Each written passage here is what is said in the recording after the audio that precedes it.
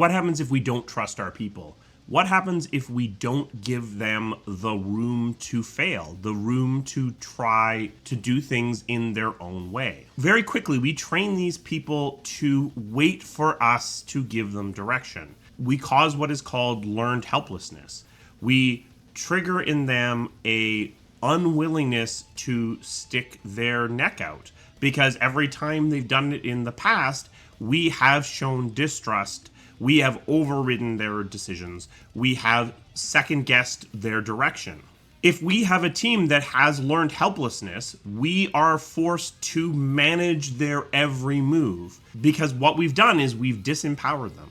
And hopefully, that's not what you want. Hopefully, you don't want to be micromanaging your entire team and deciding exactly what they're doing second to second throughout the day. You hired these people for their talent. You hired these people for their vision, for their ability to do things.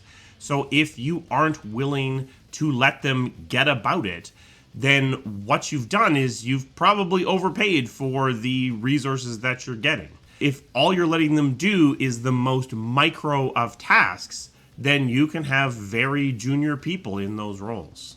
Learned helplessness can arise on even very senior people, and sometimes actually can arise very quickly on very senior people, because chances are they're pretty good at their jobs and they're going to pick up what you're putting down really fast. So if they do something that they think is right and you second guess them, they're going to learn after only a couple of instances of that it's not worth their trouble to go to the extra mile, to put in the extra effort. And they're just going to wait for your direction every single time.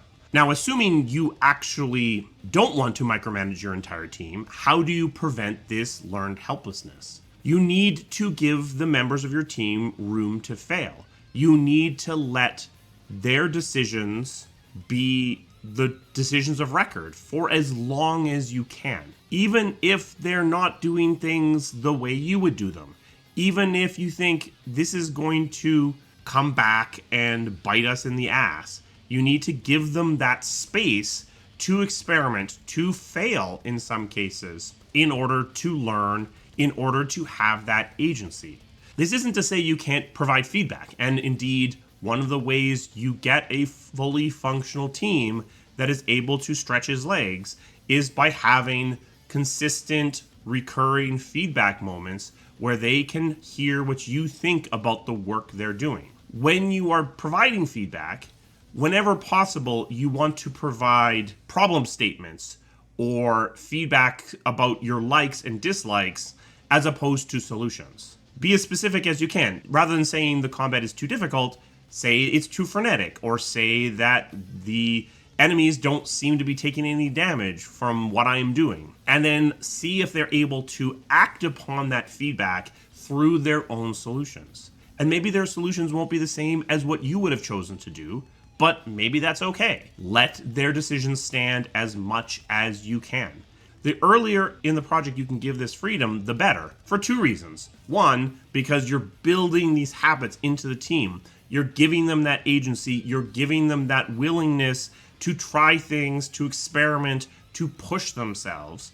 But also, earlier in the project, you can afford to be wrong more. You can afford to make the wrong decision. You can afford to have that team member learn from their own mistakes. When you're going into certification in 3 days, it's probably not time to let that junior level designer try something new. Probably time to have your senior people lay out very specifically what needs to be done to fix the specific bug.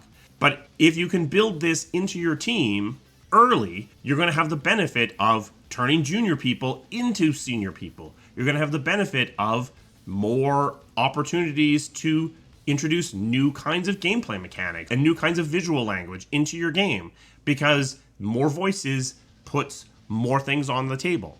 Once you've disempowered the team, once they have that learned helplessness, it can be very difficult to re-establish it, because you've shown that you don't trust them. You've shown that when they do something, you override that.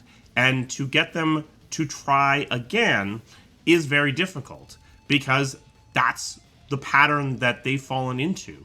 If you find yourself in this situation, you might have to be very explicit about your expectations. You might have to go out of your way to say, I want you to try to find a solution on your own. And then when they find a solution, you might have to bite your tongue to the point of actual pain on your part in order to allow a solution that isn't the direction you would have taken the game in to stand, at least for a while, at least long enough for them to feel like they had agency on their decision-making process. You need to trust your team. That's why you have a team. If you are just looking for additional hands, that is a way to run a game project if it's small enough, but you aren't going to end up with a team that is super enthusiastic about what's going on, who are bringing their own ideas to the table, who are potentially elevating your game beyond what you are capable of doing on your own.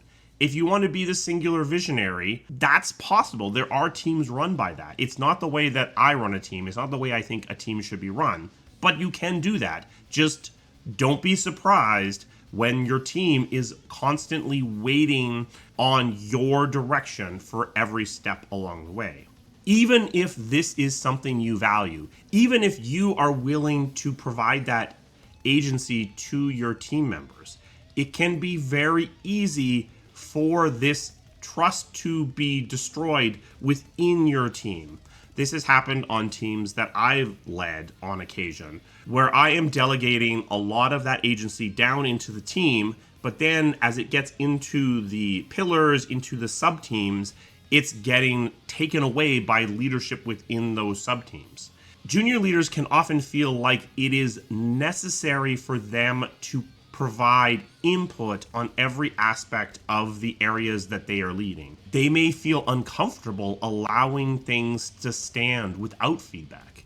They may feel that if they don't force something to change on every single thing that crosses their desk, that they're not doing their job, and someone's going to notice that and they're going to get fired. If you are a junior leader, know that one of the most powerful things you can do in leading a team is to tell someone that the thing they did is great, that the thing they did doesn't need to change, that they did a good job, that they did something better than what you would have done yourself. You don't need to constantly change everything that you see. Doing that is introducing unnecessary churn into your team. If you are a more senior leader and you are leading a larger team, know that as that agency you're trying to distribute amongst the teams gets into the smaller and smaller teams, it is possible, in fact likely, that at the smaller level, that agency is going to get sucked up and taken away by one of your more junior leads who is feeling a lack of self-confidence over their own leadership and feeling the need to second guess everything. You need to trust your team members. You need to trust the people on your team. You need to instill that trust into the leaders below you as well so they can do the same. You may need to monitor their behavior to ensure that they aren't disempowering your team members as you are trying so hard to empower them, and then you find out that one little group off to the side has been fully disempowered by that junior leader who is feeling nervous about their own role. Trust your team. You hired them for a reason. They're going to help you make a better game. A special thanks to my members. They provide the resources that this channel needs to keep running. If you're interested in becoming a member, there's a link to that down in the description. We also have a Patreon if you are more comfortable with that. We have merch as well. This is the High Tea on the High Seas hoodie. There is a tag in this video if you're interested in picking some merch up as well. What are some ways that you found to empower your team members? Have you found a better way to bite your tongue, to stop yourself from introducing feedback, introducing churn into content that is probably fine simply because it's different than what you would have done yourself? Let's talk about that down in the comments. I will see you again soon. Thank you.